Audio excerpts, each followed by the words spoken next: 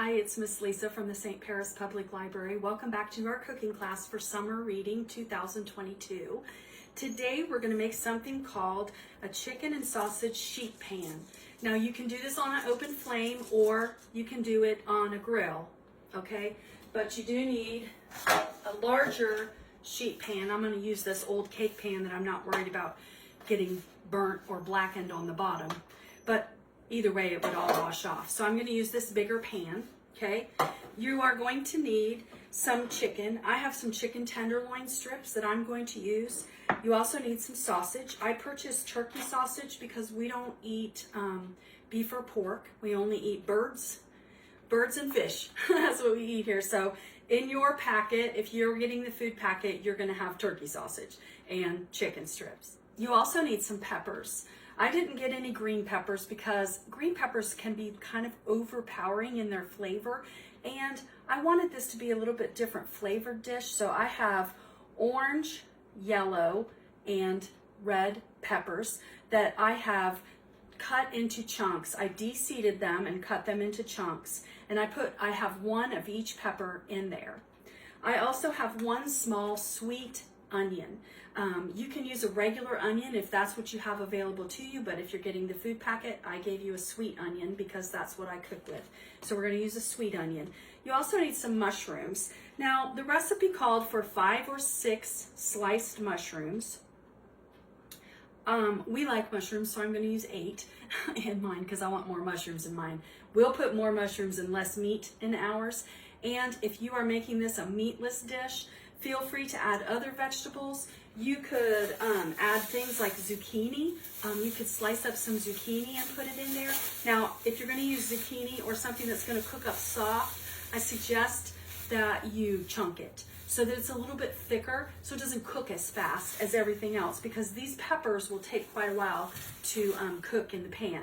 The sausage is already pre-cooked, so it's just really the chicken and the vegetables that are cooking because the sausage is already cooked.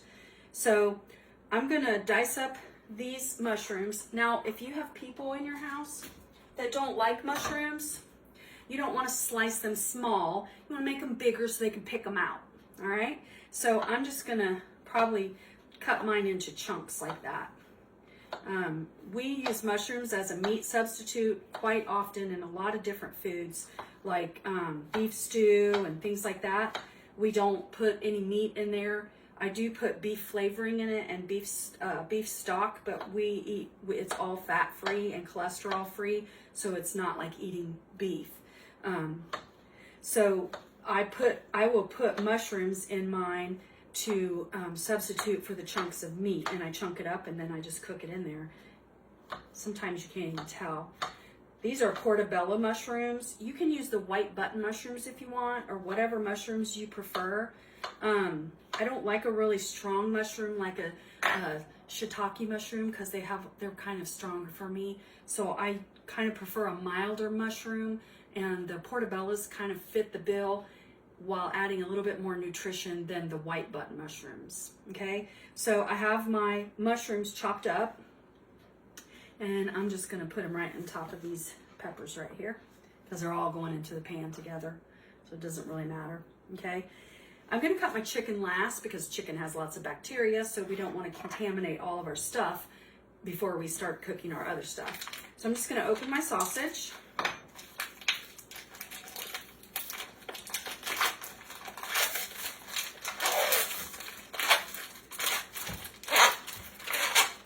And I'm going to cut my sausage in half because I'll probably only use half of my sausage because, like I said, we don't eat a whole lot of meat.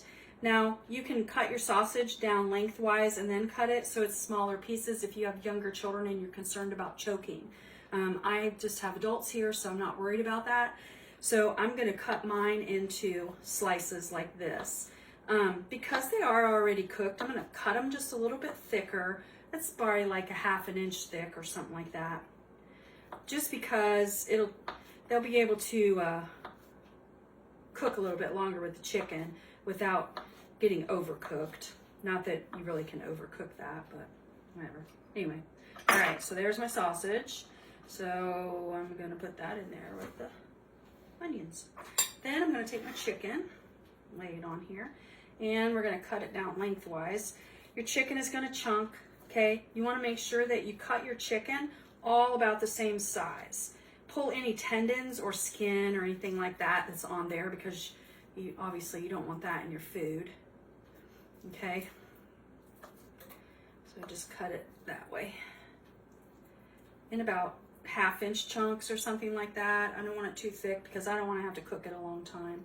If you're cooking on an open flame, this is one of those dishes that you can't cook it on a big hot fire. If you're working with your open flame cooking with the other recipes, you're going to understand this by now, that you know it takes some practice to cook on an open fire. But cooking on the grill, you just cook it on a medium heat. You don't need to cook it on a really high heat because you don't want it to burn. I'm going to put it in the pan. Excuse me. I'm going to put it in the pan with some olive oil.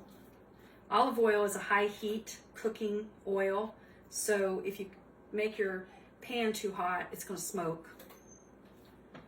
Okay, that's all my chicken. Those are all the yucky pieces I cut off. I'm going to wash my hands.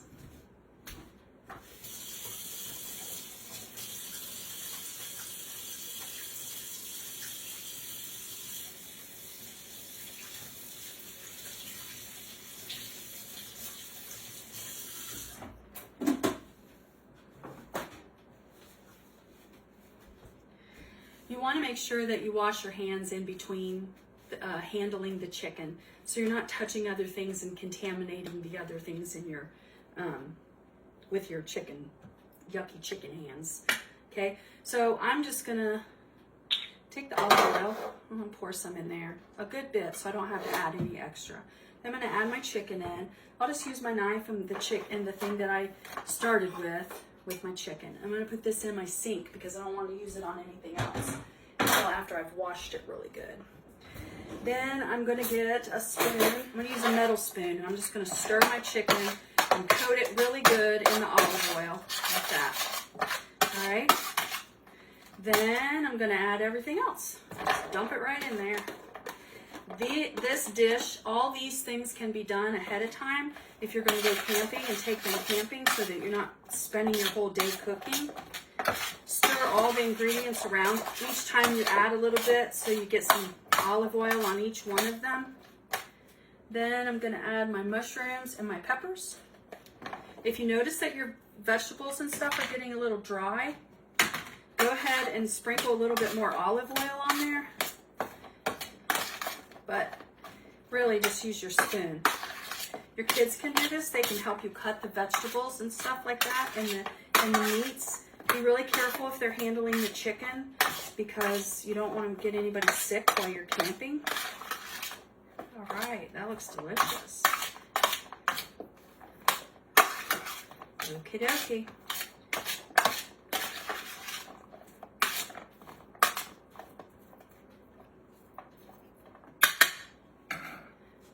I think I might sprinkle a little bit more olive oil on top.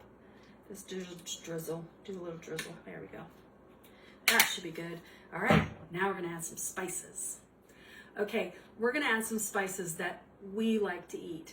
Now in your food pack, if you pick up the food pack, you're gonna find some garlic powder and some kosher salt and some basil leaves, okay?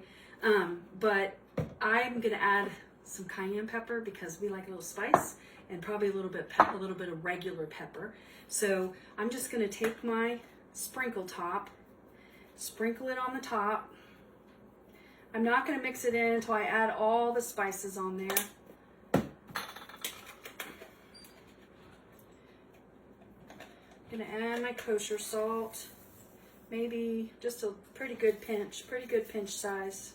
Not a whole lot, just a little bit. I know it looked like a lot, but kosher salt is bigger, so you can see it going on. So it looks like a lot when really it's not. Now this is basil. We eat basil at my house. I put basil in almost everything I cook. So if it's not an herb you don't like, then don't use it. But I grow my own, and then I refill this container that I bought years ago with my own. All right, and then We're gonna put a little bit of this on. It has a shaker top, but I'm gonna shake it out onto my hand because I wanna see how much is going on because I don't want a lot. If you notice, it's just a very little. Can't even hardly tell I even put any on there. And then I'm gonna add just a little bit of regular black pepper. There we go. All right, take my spoon, mix it all up.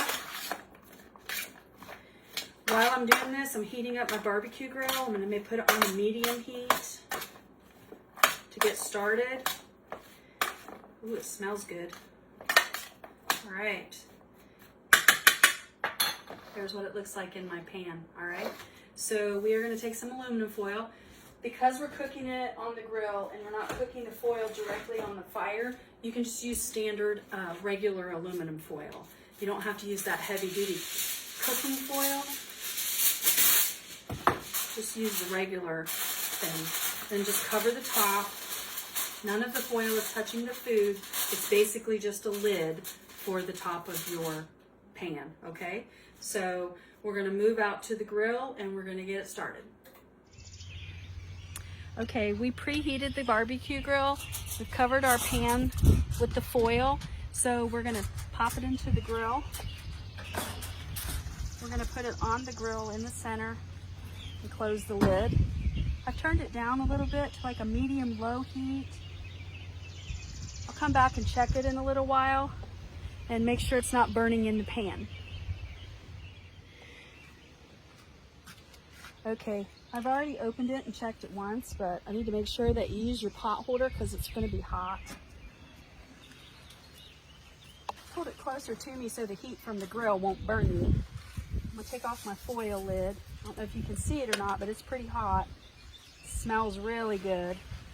Once everything gets a little bit tender and I notice that the chicken's pretty much cooked, I will leave the foil lid off because it is getting a little bit of liquid in it from the juice from everything. But I just want to make sure everything cooks through. The peppers are still a little bit tough, so I want to hold off on doing that. I don't know if you can see that. I'm trying to move my phone. It looks really good. It smells delicious. This would be really easy to make if you were making it a vegan dish or a vegetarian dish. You could put broccoli and cauliflower and different things in there that you could cook and make it all vegetables and just omit the meat out of it. Okay, I'm gonna push it back to the center and I'm gonna close the lid. I'll probably cook it for about maybe another 10 minutes or so, and then I'm gonna take the lid off, or the foil off. All right, we're gonna open it up. Take the lid off. A lot of the juice is gone out of it. We're gonna stir it a little bit. Ooh, looks good. All right, looks done. We're gonna take it in the house and plate it up. Okay, so we have our chicken and sausage sheet pan finished on the barbecue grill. I'm just gonna scrape it onto this plate. It smells really good. You could probably serve this with potatoes or add potatoes to it if you want to make it a little bit more filling. You could also maybe use tortillas and serve it on a tortilla shell. This smells really good. Look how good that looks. All the flavors mixed together. That looks delicious. Let me set this over here. So this is our chicken and sausage sheet pan, and it's just mixed all together with some spices on there, and then you can serve it up and eat it. You could actually probably mix all of these together except for the chicken. You can dice your chicken ahead of time and have it ready. If you want to marinate your chicken, you could use a marinade on your chicken before you cook it in the pan. If you're taking it on a camping trip to cook it, you could do that, and then everything's ready to go. That looks really beautiful.